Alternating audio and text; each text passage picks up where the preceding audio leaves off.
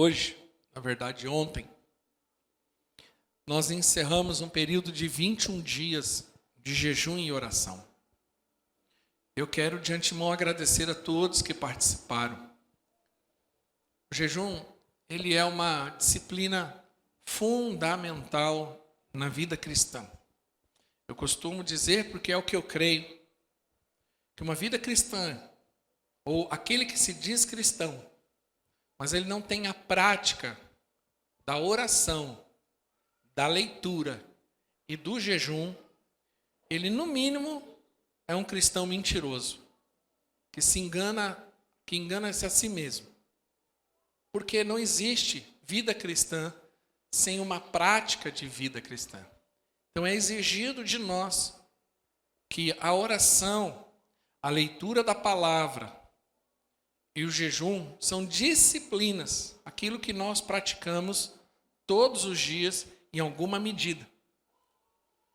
Então, como igreja, nós fazemos a nossa disciplina do jejum como igreja, de forma coletiva, mas eu quero ensinar, motivar os irmãos que tenham isso como hábito na sua vida. Tire pelo menos um dia.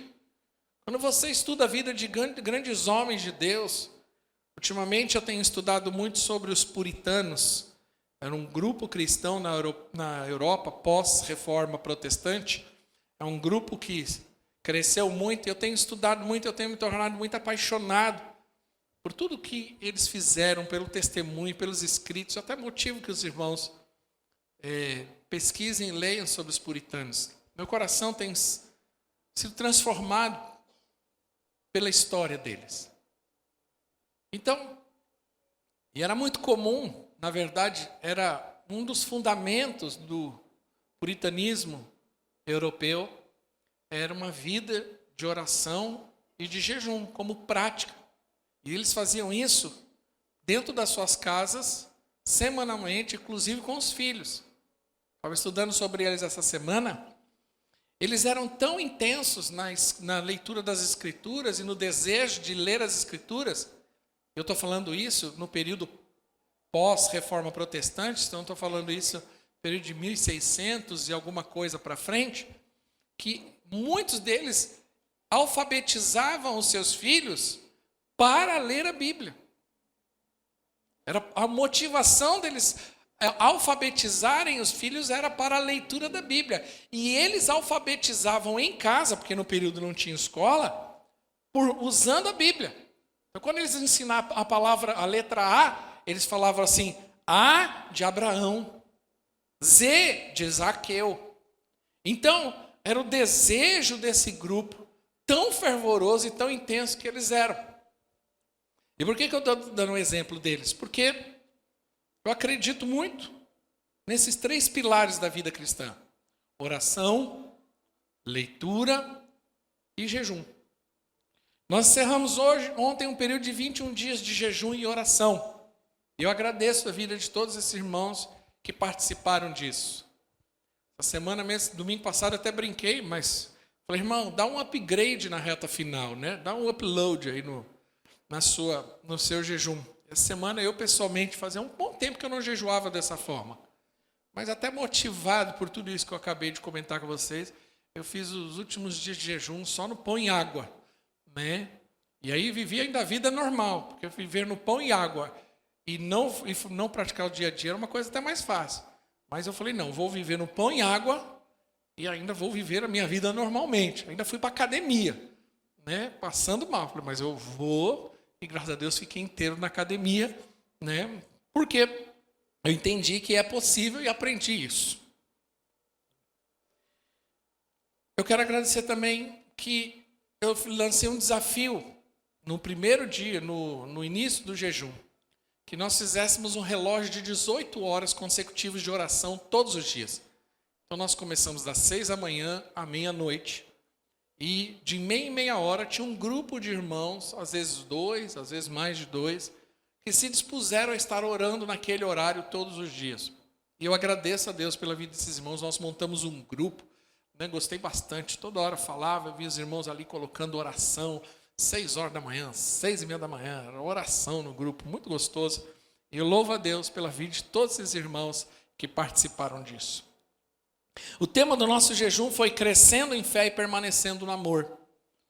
Porque nós entendemos que é necessário nós avançarmos em fé. A fé ela pode ser acrescentada, porque a fé ela é uma medida. E Jesus deixou isso muito claro. E essa medida ela pode ser acrescentada na nossa vida, porque a fé que eu tive ontem para vencer uma batalha de ontem, às vezes ela não é a fé que eu preciso para vencer a batalha de amanhã. Então eu preciso crescer em fé. Por isso que nós colocamos isso. E também completamos essa frase dizendo permanecendo no amor. Porque a questão não é somente ter a fé. O que eu tenho visto nesses últimos, na minha vida, né, na minha história com Deus, nesses 20 e poucos anos servindo ao Senhor, 24 anos, né, eu tenho visto muita gente ficar pelo meio do caminho. Então eu vi muito isso, muito. E quem é crente mais tempo também vai compartilhar dessa mesma história. Então se você é crente novo, não se preocupe, você vai enxergar isso, mas não deixe isso te afetar. Você vai ver que na caminhada cristã, muitos ficam para trás. Gente que um dia orou, que fez, aconteceu, falou em línguas, caiu na unção, estremeceu, profetizou, rodou, não fez nada, mas estava lá e daqui a pouco quando você olha, está completamente desviado. Né? A gente usa muito essa expressão desviado, né? É uma expressão muito nossa, é um evangeliquez. Desviado, longe dos caminhos do Senhor. E muitos, infelizmente, afundados no pecado. Por quê? Porque simplesmente não permaneceram. Estou lembrando de uma história. Às vezes uma vez fizeram uma competição de sapos. E falaram para todos os sapos: vocês vão ter que subir uma torre. E era uma torre de escadas. Então eles tinham que ir subindo as escadas até o final. E quem chegasse em primeiro lugar, lá em cima, seria o grande campeão dos sapos. E aí começou, deram o tiro de largada, aquele bando de sapaiada, pulando e subindo. Mas aí, um começou a falar: está muito difícil, é muito alto. E aí quando esse falou assim, já teve uns que já desanimou, já teve uns que na verdade nem começou, só fez, é tipo aquelas pessoas que fazem inscrição na academia, mas nunca vai. Então já foi, ele fez inscrição para a corrida, mas nem começou, nem apareceu. Aí ele foi, os sábados começaram, aí o outro falou assim: mas eu acho que as regras desse jogo aí, não sei não. Aí também já por causa disso, né, a conversa ali influenciou alguns, já parou. E continua ali a corrida, subindo o sapo, subindo, daqui a pouco o outro fala assim: estou muito cansado, estou desanimado, não dá não, minhas pernas estão doendo, não aguento. Parou também. Quando ele parou, um monte foi parando. E ali aquelas conversas furadas, e cada vez que um levantava uma questão, um grupo parava. E assim foi, até que chegou um sapo só. O grande vencedor. Na hora que ele chegou lá em cima, foi aquela festa, aquela alegria. E quando ele voltou lá de cima, né, todo contente, e aí chegou os repórteres para entrevistar o sapo. E aí foram falar, perguntou para o sapo: e aí, conta-nos o segredo, como que você conseguiu permanecer firme e conseguiu ser o grande vitorioso dessa grande corrida? E o sapo olhou para eles e falou assim: eu sou surdo. Ou seja, a moral da história é essa: que aquele sapo não deu ouvido a tudo aquilo que se falava, ele conseguiu chegar até o final. E a questão da fé não é somente ter a fé para hoje, mas é ter a fé para permanecer. Em muitos momentos nas Escrituras, principalmente no Novo Testamento, nós vamos ver essa expressão: aquele que permanecer. Aquele que permanecer. Então é muito importante, porque muitos às vezes têm desistido. Alguns indicadores já dizem que o número de desviados hoje é maior do que aqueles que estão dentro da igreja. Eu não acredito nisso ainda. Mas é possível que a gente esteja a passos largos disso. O número de pessoas hoje que se dizem cristãs, mas não estão na igreja, é muito grande. É muito comum você encontrar alguém, quando você está falando de igreja, e fala assim, já fui igreja. Já fui tal igreja. É muito comum. É ou não é? Muito comum, você está conversando com alguém, aí você está falando, eu já fui da igreja. Até o Anderson estava me contando agora, que trabalha ali no mercado. Ele falou, pastor, tem uma briga lá hoje. E era um ex da nossa igreja. Falei, que bom que era ex, né? Brinquei com ele. Se fosse atual, eu ia ter um problema, porque a pessoa brigando no mercado, né? Arranjando confusão. Mas é a realidade hoje. Agora a questão é a seguinte, por que muitos se tornam incrédulos ou desistem? Porque ou estão crendo de forma errada e estão olhando para o lugar errado. Então, ajustar a nossa fé e a nossa visão é fundamental para definir a nossa vida com Deus. E o resultado de você crer de forma errada e olhar para o lugar errado é que vai acontecer muita frustração e decepção. Porque toda vez que você encontrar alguém que falar assim, eu já fui de igreja, a probabilidade de ele ser frustrado, decepcionado é de 99,99,9%. Por que ele não está mais na igreja? É alguma frustração ou decepção com a igreja, com ele, com Deus, com o diabo, com o pastor, seja qual for. Mas essa frustração, a raiz dessa frustração nada mais é do que exercer uma fé errada, se frustrou. Como eu acabei de dizer aqui no momento que eu estava falando de dízimo e oferta. Eu não vou usar argumentos que não são bíblicos para querer motivar você a ser dizimista ofertante. Motivando a você ser um ofertante generoso e um dizimista fiel, e que isso é garantia absoluta de que você vai ser uma pessoa bem-sucedida, próspera, vai morar num condomínio fechado, ter um carro lindo, maravilhoso e uma família maravilhosa. Porque isso não é bíblico. Mas existe muita gente pregando isso. E aí se frustra. Poxa, fui lá, eu dediquei minha vida, eu ofertei o meu carro achando que um dia eu ia ter 10 carros. Então, aí se frustrou, se decepcionou. Nossa, mas o pastor fez isso. Aí muitas vezes, maioria, eu sei que tem muita gente aprontando, irmãos. Mas vamos colocar isso como uma minoria. Não é isso? É minorias. Sempre será. A maioria que está em cima dos púlpitos é muito sério. Porém, são humanos.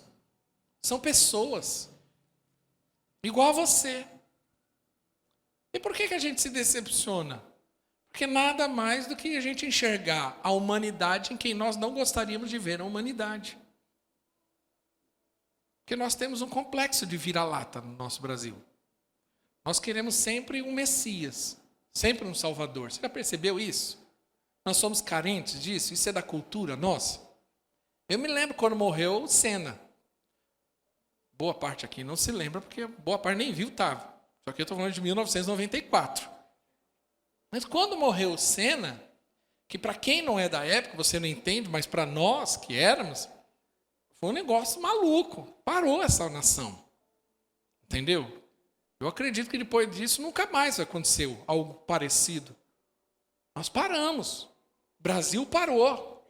Eu estava na Marginal quando o corpo do Senna veio de Guarulhos e ele estava indo lá para o Anhembi, não me lembro exatamente lá, Câmara do Deputado, e eu estava na Marginal nesse exato momento indo trabalhar. A Marginal Tietê parou todinha, nunca vi isso na minha vida. Parou, abriu, o carro de bombeiro passou e todo mundo foi para fora. Todo mundo. Eu estava dentro de um ônibus executivo vindo do trabalho, todo mundo foi para fora e ficou parado, assim, ó. Coisa mais linda, emocionante, porém, entendeu? Mas depois que morreu o Senna, todo mundo ficou, não, quem que vai ser o próximo Senna? E a gente está sempre querendo um próximo Senna na nossa vida. A gente está sempre querendo alguém. Nós somos órfãos. E aí nós colocamos essa expectativa toda. E quando chega na igreja, a pessoa coloca isso quem? No pastor ou na liderança da igreja. E aí o que acontece? Ela acaba se decepcionando. Eu estou dando um exemplo aqui porque é o resultado de uma fé errada e de olhar para o lugar errado. Hebreus capítulo 11, no versículo 39... Hebreus, ele é você precisa sempre entender uma coisa. Na nossa cabeça é difícil, mas você precisa fazer esse exercício. Quando você lê a Bíblia originalmente ela não foi escrita com capítulos e versículos. Capítulos e versículos foi colocado depois por uma questão sistemática e organizacional. Porém, nós não podemos ler a Bíblia dessa forma, porque às vezes você perde o contexto da coisa. Então, quando você pega o livro de Hebreus, vou dar um exemplo. A partir do capítulo 10, no versículo 19, a partir do versículo 19, o escritor de Hebreus, ninguém sabe exatamente, alguns dizem que é Paulo, outros dizem que não foi Paulo, né? Então eu costumo usar o escritor de Hebreus, ele a partir do versículo 19, ele começa a falar sobre a importância de nós perseverarmos no Senhor. Então, capítulo 10, a partir do versículo 19, o escritor de Hebreus ele fala da importância de nós perseverarmos e não desistirmos, de não abandonar a fé, porque esse é o nosso chamado de Deus para a nossa vida. Aí ele encerra o capítulo 11, né? O capítulo 10, vamos colocar assim, não é um encerramento, mas na nossa Bíblia, abre comigo o capítulo 10, versículo 39. Ele termina esse discurso dizendo o seguinte: nós, porém, não somos os que retrocedem e são destruídos, mas dos que creem são salvos. Então ele fala da importância de nós perseverarmos, ficarmos firmes, não desistir, não abandonar. Aí entra o capítulo 11.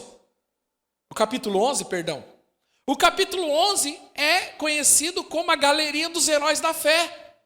E aí ele já emenda o versículo 1 do capítulo 11, 1, dizendo o que é fé. Ora, a fé é a certeza daquilo que se espera e a prova das coisas que não se veem. E aí ele começa a falar o que é fé e começa a dar exemplos de homens na Bíblia do Antigo Testamento de fé. Aí ele cita Abraão, cita Moisés, cita um monte de gente. Então ali é uma galeria dos heróis da fé. Eu acredito pessoalmente que esse capítulo ele é o capítulo sem fim, porque ele ainda está sendo escrito, ainda está sendo colocado heróis da fé, homens que fizeram a diferença, que não desistiram mesmo tendo a oportunidade, não abandonaram, ficaram firmes no Senhor. E a Bíblia mesmo cita que eles foram enviados por Deus sem saber por onde ia. A Bíblia diz que alguns foram cerrados ao meio, mas não desistiram. E aí ele encerra o texto do capítulo 11, no versículo 39 e 40. E aí ele escreve isso: todos esses receberam um bom testemunho por meio da fé. No entanto, e aí foi aí que me chamou a atenção, nenhum deles recebeu o que havia sido prometido. Nenhum deles. Eles tinham um testemunho de fé, mas nenhum deles recebeu de fato o que Deus havia prometido. Eles viveram uma vida e morreram por causa da fé, mas no final da história, eles não receberam o que havia prometido. Você está disposto a viver esse nível de fé? É por isso que muita gente tem se frustrado. Porque ele ora hoje, porque amanhã não conseguiu nada, ele já abandona, ele já desiste. Abraão ficou 25 anos esperando a promessa. Aqui a Bíblia cita que homens esperaram a vida toda e morreram por conta dessa fé. E nem por isso receberam o que havia prometido. E no versículo 40 continua: Deus havia planejado algo melhor para nós, para que conosco fossem eles aperfeiçoados. Então o que a Bíblia diz? Que esses homens viveram pela fé, dedicaram a sua vida em fé, morreram por essa fé e não receberam de fato aquilo que havia prometido. Por quê? Porque Deus tinha algo melhor, algo além da fé, algo além dessa vida. Há algo melhor do que uma casa própria, há algo melhor do que um casamento, há algo melhor do que filhos, há algo melhor do que um bom salário, há algo melhor do que as contas pagas, há algo melhor. É para isso que o escritor de Hebreus está dizendo. Ele dá um relatório de homens e mulheres de fé.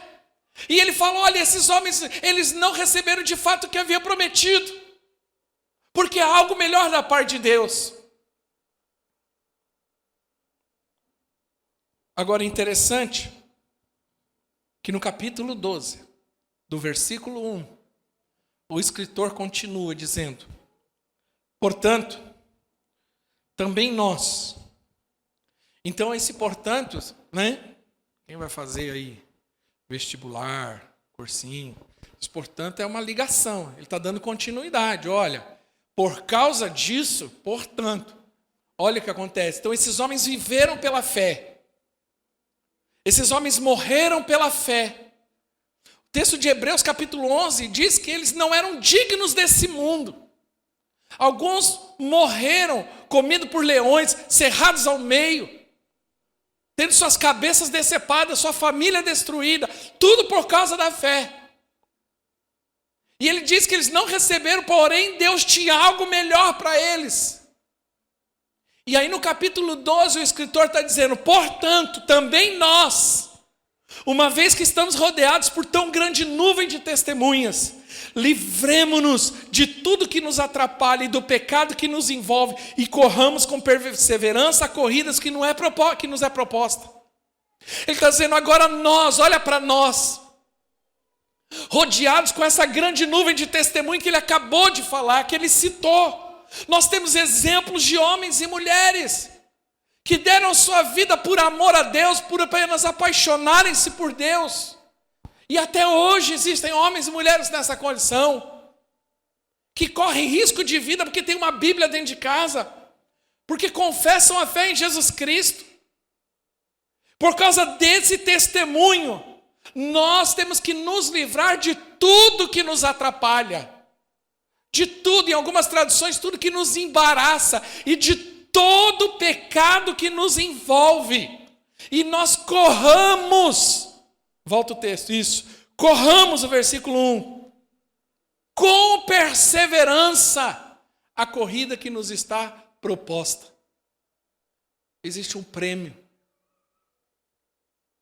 existe algo a ser recebido, em que nós precisamos entender isso. Paulo chega a citar no capítulo 15 de 1 Coríntios que se nós cremos em Jesus Cristo somente nessa vida, nós somos as pessoas mais tristes desse mundo. Porque viver olhando somente para esse mundo, que esse mundo pode oferecer, quero te dizer uma coisa, é frustração na certa. O que nos sustenta, o que nos motiva, o que nos mantém em pé, não é o que eu vivo aqui, mas o que eu vou receber do Senhor lá. Quem está entendendo, diga amém. Essa é a verdade do Evangelho para nós. Foi para isso que Jesus morreu na cruz, para nos dar salvação. Jesus não morreu na cruz para nos dar uma vida confortável, mas ele morreu na cruz do Calvário para nos dar uma vida eterna. Por que eu estou dizendo isso, irmãos? Porque tem muita gente se frustrando, se decepcionando, porque está com os olhos nesse mundo, com expectativas nesse mundo. E esse mundo passa. Mas ele está dizendo, nós temos que abandonar, sabe, largar a mão daquilo que nos embaraça, largar a mão do pecado e correr perseverante. A perseverança é algo que é fundamental para a vida cristã. Porque às vezes você não vai ter fé. Quando eu falo fé, é aquela fé que você está com faca nos dentes, se aparecer o diabo, você dá um rabo de arraia e põe ele para correr. Mas às vezes você vai ter que tirar aquela perseverança, que é fé. Mas é aquela coisa que você parece que você tira aquele último fôlego. Você acha que não vai aguentar e você puxa o fôlego e vai. Quem está entendendo, diga amém. Por causa desses muitos testemunhos. O escritor de Hebreus diz assim, livremo-nos de tudo que nos atrapalha. E depois ele fala, livra-se do pecado. Então quer dizer, existe o pecado, existe aquilo que nos embaraça. Eu gosto dessa palavra embaraço. Porque é o que eu vejo na vida de muita gente. Eu vejo que às vezes não é o pecado que atrapalha a vida dela, mas é, aqui o escritor está dizendo no sentido de coisa supérflua. A Bíblia diz em Marcos capítulo 10, 50, que quando Jesus chamou o cego e curou o cego, a Bíblia diz que o cego lançou a capa que ele tinha e foi correndo para Jesus. É justamente isso. Muitas vezes a gente fica carregando capas que não são nossas, que só representam a nossa miséria e desgraça humana. Aqui o sentido é de nos livrar de coisas supérfluas. Também dá o sentido da gordura corporal. Agora os mais gordinhos, não fiquem ofendidos. Mas é o que o texto no grego ensina. Está falando mais ou menos assim, é no sentido da gordura corporal, que nos deixa mais lento, mais pesado. Então isso nos atrapalha, porque era isso que os atletas eles precisavam ter muita disciplina na vida de exercício e na alimentação, para eles se manterem saudáveis, mas também leves, para poder vencer ali, ter a vitória ali como atleta. Então é difícil, imagina um corredor gordinho. Você acha que ele vai chegar em primeiro lugar? Não, nada contra os gordinhos. Mas não tem jeito. Ele tem que estar levinho. Não é? Quem estava aqui ontem, você viu o agarrão que o Carlão deu no boi. Por que ele deu um agarrão daquele no boi? Porque ele é magrinho. Os mais gordinhos foram lá, na primeira jogada do boi, cai nós e o boi junto. Então, nós precisamos aprender que existem coisas que nos atrapalham no dia a dia. Relacionamentos errados, circunstâncias que muitas vezes nós permitimos na nossa vida. Paulo diz em Efésios capítulo 4, 22, a seguinte expressão: quanto à antiga maneira de viver, vocês foram ensinados a despir-se do velho homem que se corrompe por desejos enganosos. Nós temos que tomar cuidado, porque muitas coisas que são inofensivas, mas elas são danosas. Pastor, como que eu sei que uma coisa é inofensiva, mas ela pode ser danosa? Porque é fácil você identificar. Eu vou te ensinar agora de uma forma bem prática. Como eu sei que uma coisa não é pecado, mas ela é inofensiva. E mesmo sendo inofensiva, ela pode ser danosa para a gente. Você, na hora de justificar ela, você sempre vai começar a frase ou terminar a frase dizendo: nada a ver. Nada a ver, pessoal. O que é isso? Pensa bem, né? Vou dar um exemplo. Pensa bem, essa amizade aí, você fica de relacionamento com esse tipo de gente. A Bíblia diz lá em 1 Coríntios capítulo 15 que as más conversações corrompem os bons costumes. Nada a ver, tá pegando meu pé, vou deixar de falar com meus amiguinhos lá, que não tem nada de Deus, que são tudo promíscuo, não quer nada com a vida de Deus, mas eu posso ficar o dia inteiro com ele achando que eu não vou ser influenciado. Nada a ver. Então, continua. Parece inofensivo, mas te prejudica. Entendeu? Então nós temos que ser cuidadosos em relação a isso. O texto está dizendo, volta lá, Hebreus 12, 1. A Bíblia diz que, 12:1. Portanto, também nós, uma vez que estamos rodeados por grande nuvem de testemunhos, livremos-nos de tudo que nos atrapalha. Você percebe que o livremos-nos está no indicativo, no sentido seguinte: a responsabilidade é tua. Se tem uma coisa que está me incomodando muito nos dias de hoje, no evangelho que está sendo pregado, é um evangelho que está gerando um crente irresponsável. Eu creio na soberania de Deus, mas eu creio que Deus, na sua soberania, nos deu autonomia e responsabilidade. E o que me incomoda hoje é que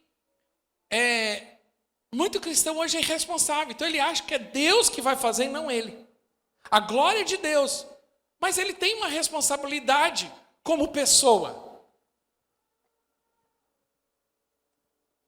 Então livrar-nos dos embaraços, isso indica o quê? Que eu tenho a responsabilidade de falar: isso não é bom, isso não é saudável, isso pode trazer prejuízo para mim e para os outros. Existe uma responsabilidade nessa história. Mas o que eu tenho visto, infelizmente, muita gente que está quebrando a cara, é uma atitude irresponsável. Aí depois coloca a culpa nos outros. Ah, a culpa é de Deus, a culpa é do governo, a culpa é do pai, a culpa é da mãe, a culpa é do namorado, a culpa é do marido, a culpa é do pastor, a culpa é da igreja. Não é. Normalmente, na maioria dos casos, é irresponsabilidade dela mesmo. A pessoa que foi irresponsável não assumiu, não fez o que tinha que fazer. Então nós temos que ser cuidadosos em relação a isso. Responsáveis. Cristianismo, eu falei aqui na hora da oferta, do dízimo e oferta e repito. Uma das coisas que o cristianismo faz conosco é que o cristianismo nos torna responsáveis por aquilo que somos e por aquilo que fazemos.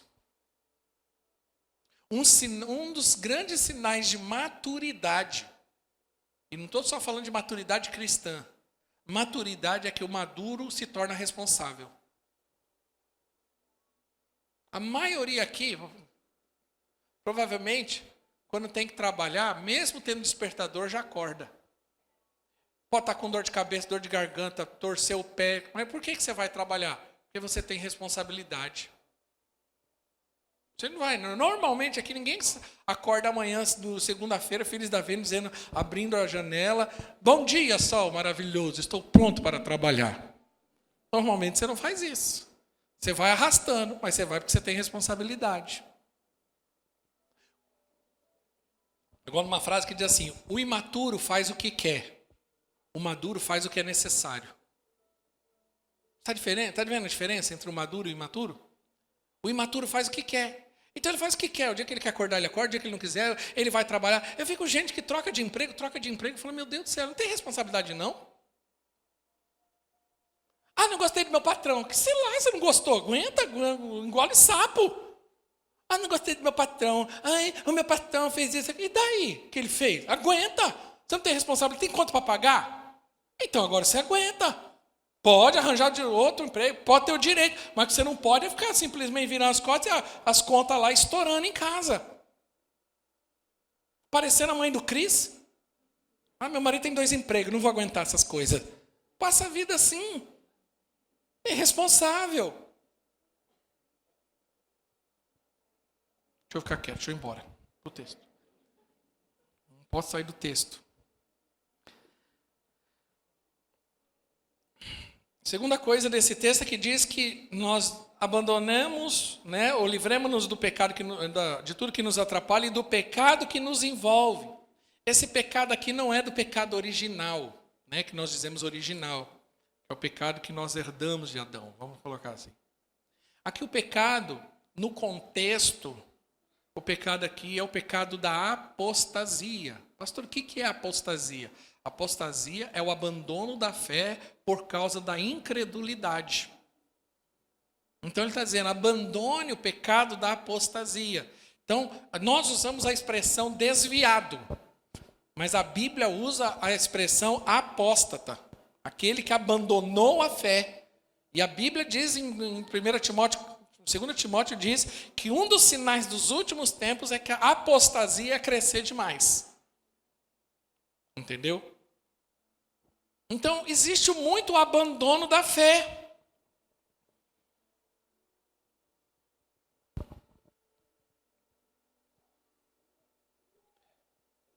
Que é a incredulidade que faz com que muitos desistam e não perseverem. Por isso que ele usa esse contraponto, por isso que nós entendemos agora o texto. O texto começa a fazer mais sentido. Porque no capítulo 10 ele fala, olha, persevere, fique firme. No capítulo 11 ele fala assim, aqui está o exemplo de heróis da fé. E no capítulo 12 ele fala assim, abandona o pecado. Qual é o pecado? O pecado da apostasia, da incredulidade. Mas nós temos que perseverar, não desistir. Essa perseverança aqui também fala de uma vida de temor, de respeito, de responsabilidade no Senhor. Mas principalmente de temor. E aí ele continua o texto, versículo 2. Tendo os olhos fitos em Jesus, o autor e consumador da nossa fé, Ele, pela alegria que lhe fora proposta, suportou a cruz, desprezando a vergonha, e assentou-se à direita do trono de Deus. Então ele diz o seguinte: livra-se daquilo se abandona daquilo que te atrapalha, livra do pecado, da apostasia, da incredulidade e olha para Jesus. O que ele está dizendo? Olha para o lugar certo, porque deixa eu te falar só uma coisa: a sua visão define aonde você vai chegar.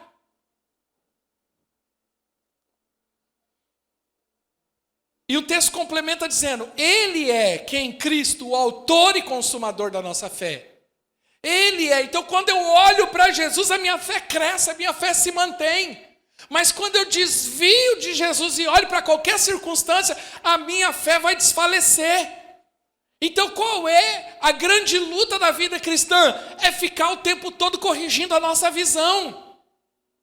É corrigindo a visão. O justo, capítulo 10, lá que eu citei, quando fala de perseverança, o texto diz lá: o justo viverá pela fé. Que fé é essa? A fé que eu recebo de Jesus.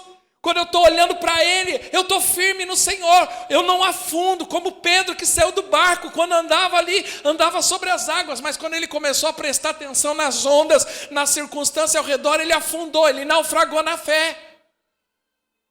O tempo todo nós temos que fazer esse exercício, olhar para Jesus, porque quanto mais eu olho para Ele, mais eu aprendo, mais fé eu recebo. Por isso a importância de estar olhando para onde?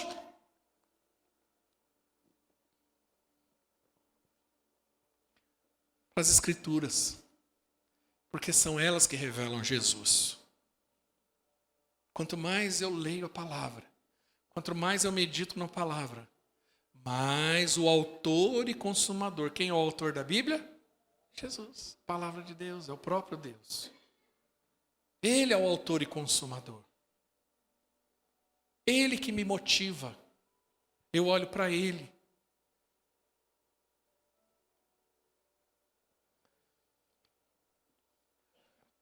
Crescer em fé e desenvolver a capacidade de olhar para o lugar certo. Guarda isso que eu estou te falando nessa noite. Crescer em fé é desenvolver a capacidade de olhar para o lugar certo. Como que eu creio e eu alcanço uma medida maior de fé? Quando eu começo a entender e fazer esse exercício com os meus olhos, olhar para Jesus. Por quê? Ter uma visão é ter uma visão que gera fé e não incredulidade. Vou dar um exemplo bíblico. Vou dar 2 até. A Bíblia diz não precisa abrir não, Romanos capítulo 4, tem um momento ali em que o escritor de Romanos, que é Paulo, ele fala sobre fé e usa Abraão como exemplo. E a Bíblia diz, ele conta que Abraão tinha já 100 anos de idade e ele ainda não era pai. E a Bíblia diz que ele não atentou para o seu corpo e nem para o ventre amortecido de Sara. Mas ele cresceu no Senhor dando glória a Deus. Ou seja, Deus ajustou a visão. Por que Abraão se tornou o pai da fé? Porque Abraão olhava para o lugar certo. Se ele olhasse para a circunstância ia gerar incredulidade. Por isso que Paulo escreve lá em 1 Coríntios: não vivo pelo que creio, não vivo pelo que vejo, mas eu vivo pelo que creio. A visão correta. Irmão, sejamos sinceros. Somente quem tem tendências ou momentos de depressão. Porque é possível você ter momentos de depressão. Isso não quer dizer que você tenha depressão.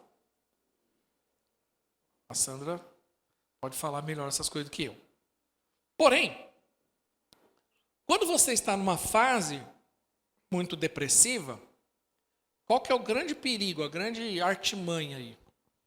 É que nessa fase, o diabo ele é astuto e ele começa a fazer você enxergar muito erro, muita falha e muito problema ao seu redor. E isso vai te desanimando, isso vai comendo a sua fé, vai acabando com você por dentro. Entendeu? Então nessa fase que você já está mal, porque tem dia que tudo está lindo, maravilhoso, mas tem dia que parece que tudo está cinza. Você precisa identificar os seus dias. Então tem dia que não está bom as coisas. E aí o que acontece? Aí você começa você já está mal, aí você se decepciona. Aí você começa, parece que o diabo coloca um óculos em você, e aquele óculos faz você enxergar todos os erros de todo mundo. Aí fala, tá vendo? Aí, ó. Aí. Ah, olha lá. Aí daqui a pouco você olha para o outro lado, tá vendo? Aí. E aquilo vai acabando. Aí você começa a chegar numa conclusão. Nada tá bom, nada presta. A vida é uma droga. Se você se permite, não tem controle sobre isso, eu não estou fazendo terapia com ninguém aqui, isso pode virar um problema muito sério e grave e crônico. Alguns tiram a sua vida. Essa semana, eu estou falando isso porque essa semana eu fui dar palestra numa empresa. Nós estamos no Setembro Amarelo. Setembro Amarelo é mês de prevenção de suicídio. E eu fui convidado por uma empresa para dar palestra. O pastor dá palestra também, né? E aí, eu fui convidado para dar uma palestra. Então, eu tive que estudar sobre esse assunto. Então, é justamente o porquê que o suicídio... Por que muita gente chega ao ponto de suicidar? Né? Começa onde? Aí eu fui estudar todo esse processo. Aquilo vai se tornando uma bola de neve dentro dela, que ela chega uma hora que... Acredito eu também, por já conviver até com situações dessas, que a pessoa chega a uma conclusão. Não vale a pena mais viver. E quem aqui, nunca em algum momento, já não passou por alguma fase assim? Já não passou na tua cabeça? Não estou falando que você tentou se matar, nada disso. Mas quem aqui, num momento de crise, não falou, não está valendo a pena viver? Porque, irmãos, é o que eu sinto às vezes. Não estou em depressão não, tá? Estou bem. Mas às vezes eu começo a olhar, irmão... Tem dia que eu começo a olhar para esse mundo, eu falo assim, meu Deus do céu, o que vai ser de nós? Eu fico olhando para esse mundo, e se eu ficar olhando para esse mundo, eu desisto dele. Eu tenho que olhar com o olhar de Jesus, amar, porque eu não sei. Você começa a olhar, você fala, meu Deus, onde nós vamos parar? Está invertendo tudo. Sabe que essas coisas de filme, multiverso, tudo invertido, parece que a gente está vivendo isso. O certo ficou errado, o errado ficou certo. O feio ficou bonito, o bonito ficou feio. Entendeu? Então parece que a gente vive uma inversão de valores tão grande que eu não sei se tem mais volta. Eu fico olhando. Eu fui agora, 7 de setembro aqui, eu fui levar minhas filhas porque as escolas desfilam, né? Tem muitos irmãos que também participaram disso. E eu fui lá, né, levar minhas filhas para desfilar lá, que as escolas desfilam. Mas eu acabei desfilando. Faltou muito aluno, a diretora falou, vocês podem participar? Eu falei, participe. Fui lá desfilar debaixo da chuva, com a bandeirinha. E dei tchau e tudo. Alguns irmãos me viram. Aqui dando tchau, parecia, né? O prefeito olhou e falou, oi, prefeito, eu tomando uma chuva, aí minha mulher, todo mundo, né? Uma chuva, um frio, mas estou lá.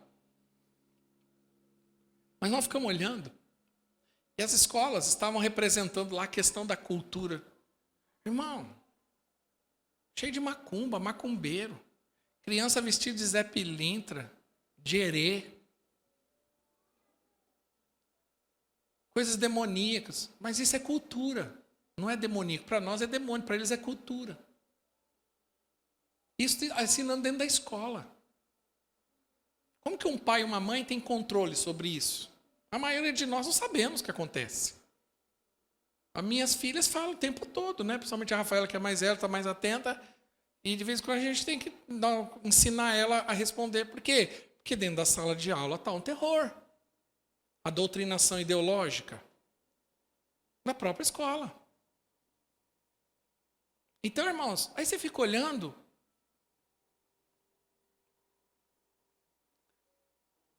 Aí você fala assim, não vale a pena. Eu não estou aqui colocando ninguém no buraco, não. Só estou mostrando aqui qual é que é o perigo dessa história. Então, nós temos uma visão certa. E se você ficar olhando só para essa vida, eu quero te dizer, você está fadado a chegar a uma seguinte conclusão. A vida é ruim. Se nós não olharmos para o lugar certo, se nós não, o que eu disse no começo, por que muitos desistem? Porque tem uma fé errada. Que fé errada é essa? Uma fé, ela está colocando a fé dela, depositando a fé dela numa coisa que não pode trazer fé para ela. Por isso que o escritor de Hebreus está dizendo, olha para Jesus, que é o autor e consumador da sua fé. É Ele que vai gerar fé em você. Mas quando você coloca a sua fé, eu vou colocar minha fé, minha energia, minha alegria, minha expectativa no casamento. Aí o casamento não dá certo, o que acontece com a pessoa? Depressão. Muitos não conseguem reagir. Eu coloco minha fé, minha expectativa, minha energia, eu gasto toda a minha condição de vida para uma profissão numa empresa, trabalho na empresa, a empresa é tudo para mim. Aí um dia a empresa olha para você e fala, acabou para você. Você vai lá para baixo. Aí eu vou investir toda a minha energia, minha vida nisso aqui. Aí aquilo erra, aquilo falha. E por isso está cheio de gente decepcionada com um monte de coisa. Porque está depositando a fé no lugar errado. Ele é o autor e consumador. É nele. Vou dar alguns exemplos. 2 Coríntios capítulo 4, versículo 16, Paulo escrevendo sobre fé, sobre circunstâncias adversas, sobre tribulações, sobre lutas. Paulo escreve e diz o seguinte, por isso não desanimamos. Embora exteriormente estejamos a desgastar-nos, interiormente estamos sendo renovados dia após dia. Pois os nossos sofrimentos leves e momentâneos estão produzindo para nós uma glória eterna que pesa mais do que todos eles. Paulo está falando o seguinte, olha, tudo que nós vivemos aqui é momentâneo, é passageiro. Se nós não aprendermos a colocar isso na balança de forma certa, nós vamos ficar ruim na vida. Nós vamos desistir, não vai dar conta. Deixa eu te falar uma coisa, você está passando hoje um problema. Às vezes você está passando por uma luta que você fala, meu Deus, eu não sei se eu vou dar conta. Eu quero te dizer uma coisa. Por mais que você ache que não, mas vai passar.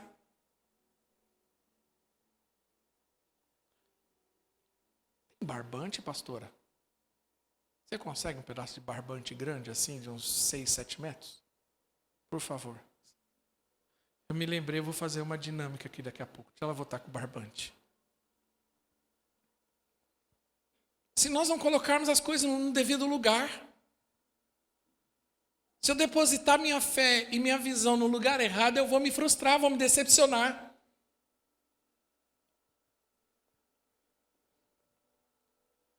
Assim, olha o que Paulo escreve.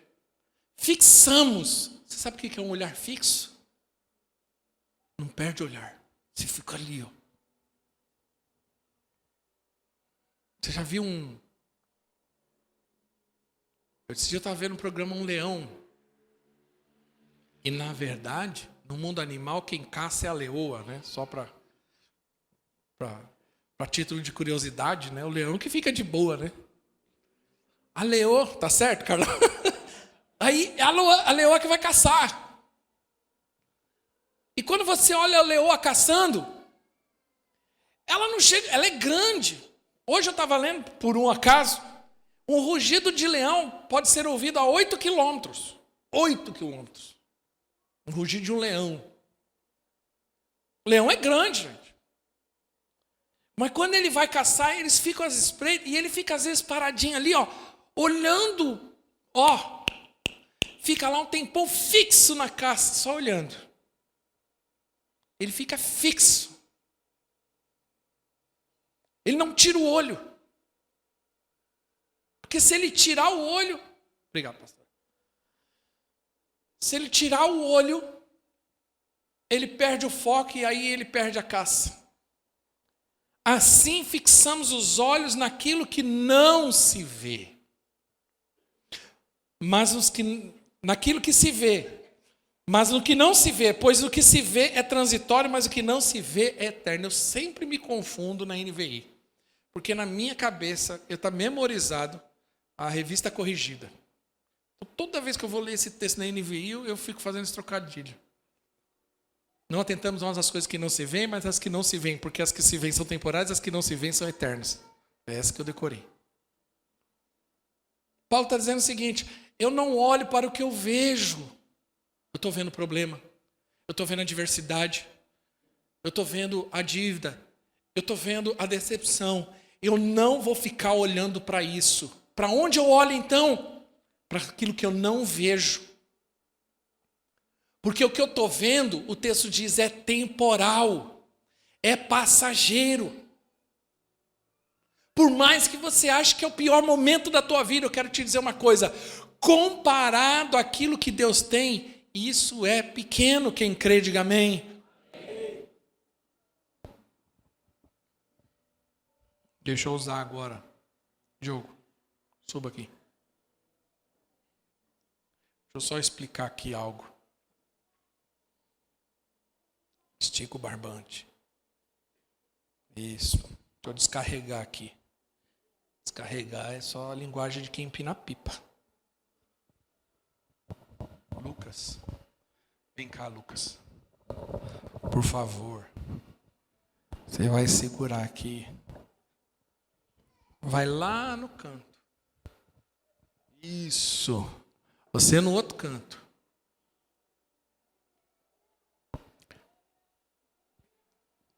Imagine que essa é a linha do tempo. Isso aqui representa a eternidade. Ok? Isso aqui representa a eternidade. A sua vida, qual que é a média de vida? 70 anos, 80 anos, ela representa nessa dimensão isso aqui. A sua vida inteira, nessa linha do tempo, ela representa exatamente aonde eu estou pegando com o meu dedo. O problema que você está passando, ele não é de 70 anos. Pode ser que você passe esse problema alguns dias, alguns meses e até alguns anos. Mas eu quero te dizer, Paulo está dizendo, perto daquilo que tem para nós, que é a eternidade, o que você está vivendo hoje vai passar. A dor vai passar. Obrigado.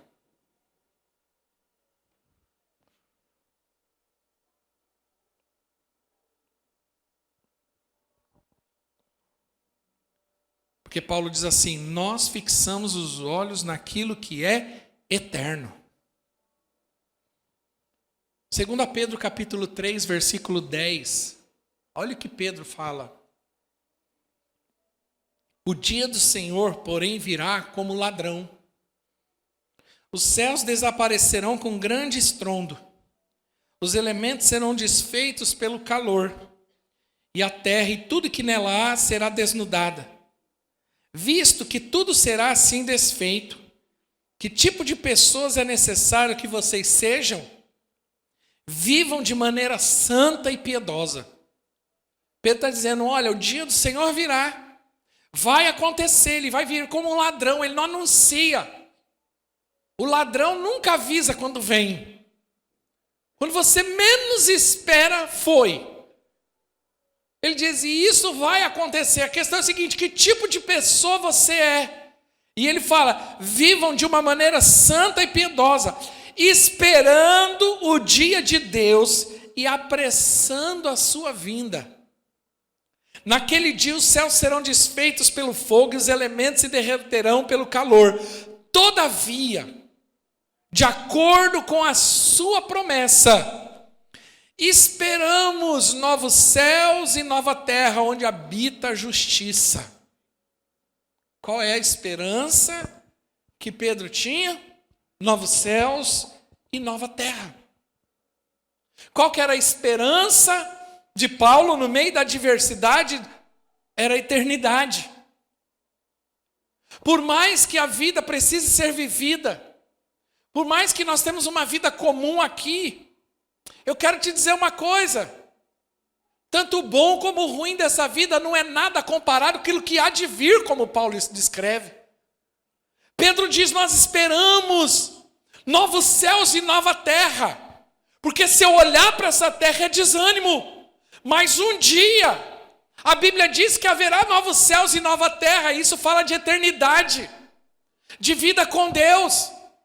que a minha atitude, Pedro escreve, deve ser que eu continue vivendo uma vida piedosa e santa. Piedosa aqui é uma vida temente, responsável, cristã genuína, não de qualquer jeito.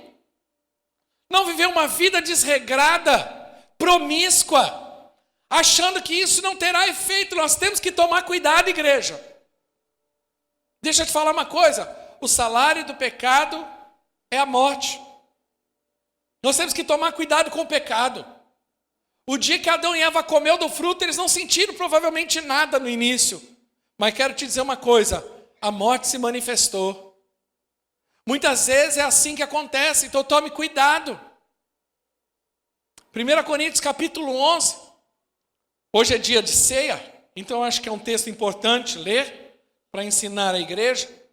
Paulo escreve sobre a ceia do Senhor e ele fala como nós devemos participar da ceia. E ele diz o seguinte, versículo 23, capítulo 11, 23, pois o que eu recebi do Senhor, eu também lhe ensinei, que o Senhor Jesus, na noite que foi traído, tomou o pão e tendo dado graças, partiu e disse, esse é meu cálice, esse é meu corpo que é dado por vós, faço isso em memória de mim. Da mesma forma, depois que tomou a ceia, ele tomou o cálice e disse, esse é o cálice de uma nova aliança no meu sangue. Façam isso sempre que beberem em memória de mim. Porque sempre que comerem deste pão e beberem desse cálice, vocês anunciam a morte do Senhor até que Ele venha. Então Ele está falando, olha, toda vez que nós nos reunirmos para ceiar, nós compartilharmos a ceia, nós estamos fazendo isso para anunciar a morte do Senhor, para nos lembrar daquilo que Jesus fez. Mas no versículo 27 diz assim, portanto, olha de novo, portanto, todo aquele que comer do pão e beber do cálice do Senhor indignamente, será culpado de pecar contra o corpo e o sangue do Senhor. Examine-se o homem a si mesmo, e então coma do pão e beba do cálice. Aí no versículo 29 ele continua falando, pois quem come e bebe sem discernimento do corpo, do Senhor come e bebe para a sua própria condenação. Sabe? Paulo estava ajustando um negócio na igreja, que eu quero linkar com o que eu falei de Pedro. O que é uma vida piedosa? É uma vida temente a Deus. Paulo está dizendo, aquele que come e bebe do cálice indignamente. O que é isso? Indignamente aqui é um advérbio. Não é indigno. Porque todos nós somos indignos e só o Senhor se tornou digno. Indignamente, a tradução melhor para essa palavra nesse contexto é irreverente ou sem reverência. Por quê? Porque Paulo está corrigindo um problema da igreja de Corinto, é que eles estavam fazendo da ceia uma bagunça. Alguns estavam ficando até alcoolizados, bêbados, porque estavam bebendo vinho além da conta. Não tinha reverência alguma, faziam de qualquer jeito a ceia. Ah, eu estou aqui festejando, falando palavrão, eu estou aqui aprontando, eu estou aqui olhando o traseiro da mulher, eu estou aqui fazendo isso e aquilo, daqui a pouco vamos tomar ceia. Pronto, tomamos ceia. Mas que falta de respeito é esse? Aí eu termino a ceia e continuo. Eu nunca me esqueço que eu morava na frente de uma igreja católica, né? Lá em Suzano, eu morava na frente de uma praça, na praça de uma igreja católica, eu estava sempre ali. Quando menino, e uma das coisas que me chamava a atenção na minha cabeça é que eu me lembro que quando saía a missa, era muito comum as pessoas saírem da missa e começar a acender cigarro. Eu achava a coisa mais estranha, você está saindo da missa, é uma coisa assim, né? E olha que eu não tinha nenhum entendimento de nada, não sou, né? Não tinha isso quando criança, não fui ensinado dessa forma, mas havia algo dentro de mim que me inquietava nessa atitude. O fato das pessoas acenderem um cigarro depois da missa. Comer e beber do cálice indignamente é isso. Durante a semana eu vivo uma vida promíscua. Uma vida desrespeitosa. Sabe? De qualquer jeito.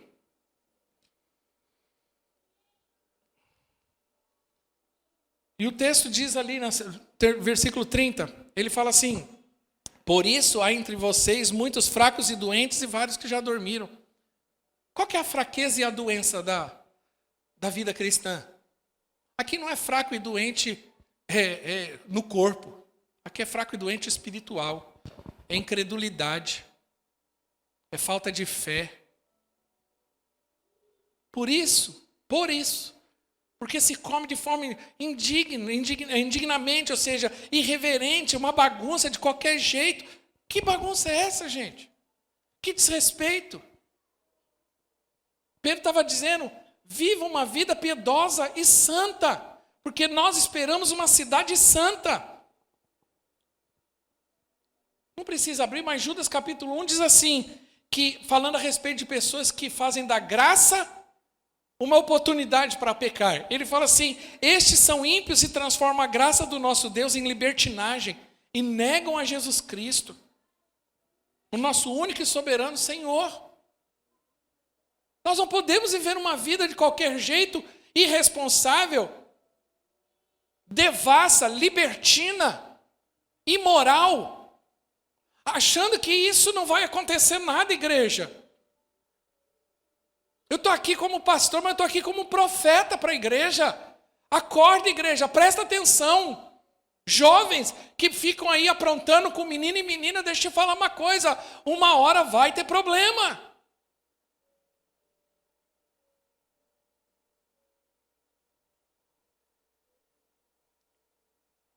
Pedro escreve, essa é a minha esperança. Qual é a esperança? Nós temos novos céus e nova terra onde nós vamos habitar com o Senhor e lá haverá justiça. Nós temos uma glória futura a receber. Qual é a nossa esperança como crente? Cristo voltará. Posso ouvir um amém? Essa é a nossa esperança. Eu não espero o Messias, eu espero a volta de Cristo de fato. Eu não espero o Messias natural. Sabe qual que vai ser a grande artimanha do anticristo? Ele será o Messias natural. É como muitos se colocam hoje. Eu disse aqui no meio da mensagem, toma cuidado, porque essa orfandade faz com que a gente acabe criando ídolos. Nós ficamos o tempo todo. Não, agora esse é o Salvador, agora esse é o Salvador. Por isso que as pessoas são enganadas. Por isso que a igreja está sendo invadida por lobos, devoradores, que não respeitam ovelhas e pessoas, se dizem crentes, mas não são. São os coaches da vida de hoje. Tome cuidado, igreja. Acorda. Gente descompromissada. Ah, mas não tem nada a ver. Fala só um palavrãozinho. Coisa feia falar palavrão. A boca fala daquilo que o coração está cheio. Isso é a coisa mais triste. É ver crente falando palavrão. Crente falando palavra chula. Acorda, igreja. Toma cuidado. Nós temos uma responsabilidade até com o testemunho que damos. Que testemunho você dá? Crente que enche a cara, que não tem limite. Gente que vem para o culto e durante a semana fica aprontando e enrolando com menino ou com menina. Nós temos que tomar cuidado, igreja. Nós temos uma esperança, Cristo voltará. Qual que é a nossa esperança? A dor e o sofrimento são passageiros.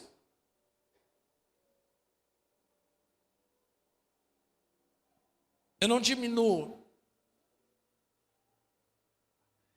E vou falar aqui de forma muito aberta. Eu não diminuo o problema das pessoas. Eu não quero parecer insensível ao problema das pessoas. Não quero. Mas deixa eu te falar uma coisa. Para aqueles que falam, eu tenho depressão profunda. Deixa eu te falar uma coisa. O que lhe falta é Cristo. Porque se eu tenho esperança, eu não chego nesse ponto. Essa é a esperança. A dor e o sofrimento são passageiros. Qual a minha esperança? Nós estaremos com o Senhor por toda a eternidade. E a minha esperança é que há uma cidade santa. Apocalipse 21, versículo 1. Quero encerrar lendo 2 momentos da Bíblia. Depois o louvor ainda segura um pouquinho, mas eu quero ler esse versículo. Capítulo 21. São os 2 últimos capítulos da Bíblia.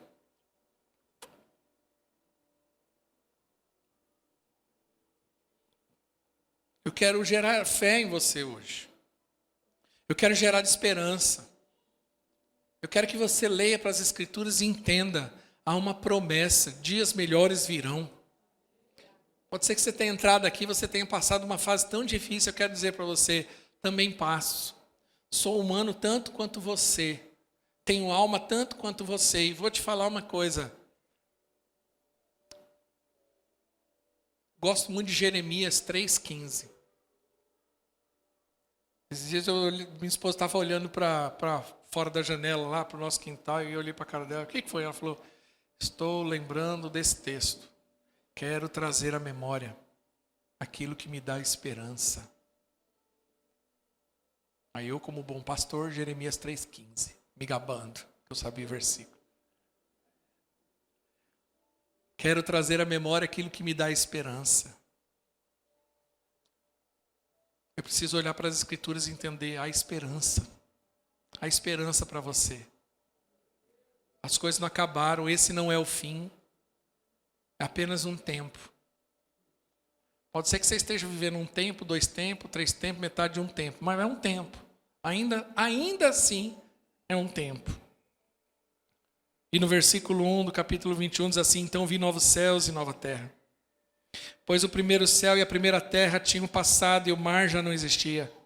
Vi a cidade santa, Nova Jerusalém, que descia dos céus da parte de Deus, preparada como uma noiva adornada para seu marido. Eu vi uma forte voz que vinha do trono e dizia, agora o tabernáculo de Deus está com os homens com os quais ele viverá. Eles serão seu povo.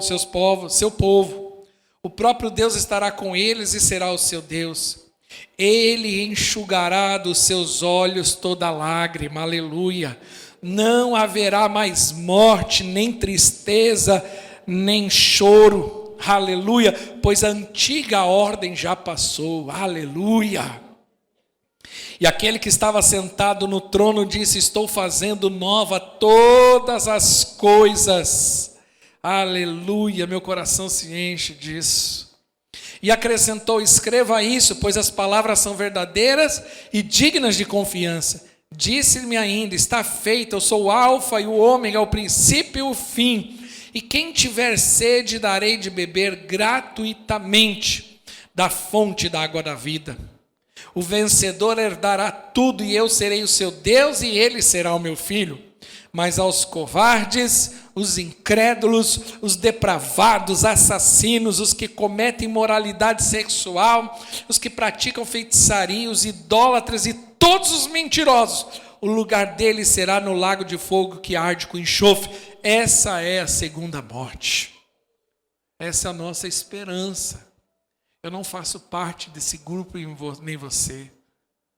Toda lágrima vai ser enxugada, toda dor vai passar. Capítulo 22. A banda pode subir. Eu confesso a vocês que eu amo esse capítulo. Diz assim, então o anjo me mostrou o rio da água da vida, claro como o cristal, fluía do trono de Deus e do Cordeiro. Você tenta imaginar, vamos ler de novo, mas você tentando imaginar a cena. Então o anjo me mostrou o rio da água da vida, que era claro como um cristal. Fluía do trono de Deus e do Cordeiro, no meio da rua principal da cidade. Aleluia. A cada lado do rio estava a árvore da vida, que frutificava 12 vezes por ano, uma por mês. As folhas da árvore servem para a cura das nações. Aleluia. Lembra da árvore da vida que tinha no Éden? Aonde ela está hoje? Está no centro da cidade. Ela é Cristo. E a Bíblia diz que ela dá um fruto por mês, 12 meses por ano. Nós vamos nos alimentar do Senhor.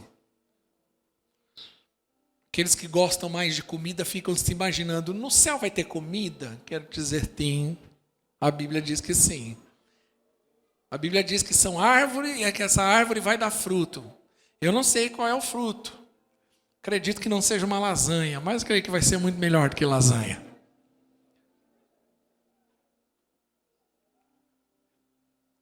E a Bíblia diz que as folhas dessa árvore são cura para as nações.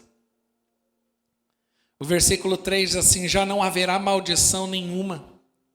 O trono de Deus e do Cordeiro estará na cidade, os seus servos os servirão. Eles verão a sua face e o seu nome estará em suas testas. Não haverá mais noite. Isso fala de trevas. Eles não precisarão de luz de candeia, nem de luz do sol, pois o Senhor Deus os iluminará. Aleluia. E eles reinarão para todos sempre. Aleluia.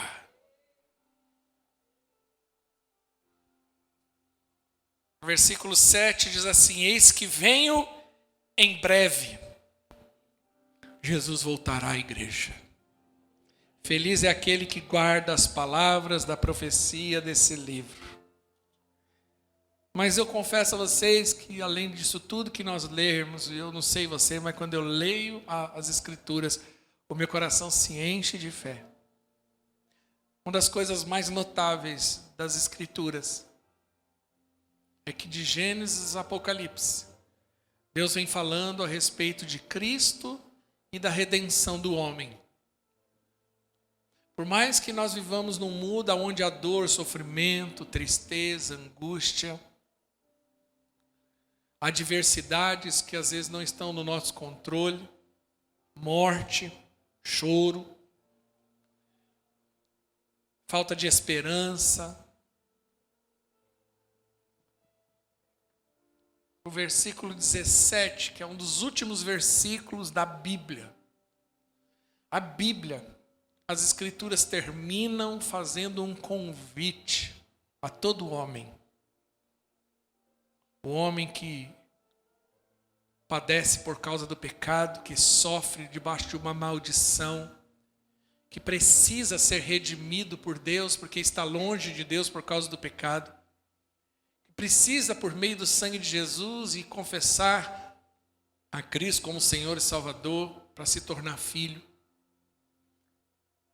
A Bíblia faz um convite a todo homem, toda mulher. Versículo 17, o espírito da noiva dizem, vem. E todo aquele que ouvir, diga, vem. Quem tiver sede, venha. Quem quiser, beba de graça da água da vida. As Escrituras terminam fazendo um convite. Vem. O espírito da noiva diz, vem. Você está sofrendo, vem. Está passando dificuldade, vem. Olha para Jesus, olha para Jesus. Está difícil, continua olhando para Ele. A vida deu um revés, virou tudo de ponta cabeça, você não tem controle mais de nada. Jesus fala, vem. Quem tem sede, venha, porque é de graça. Sabe o que é lindo?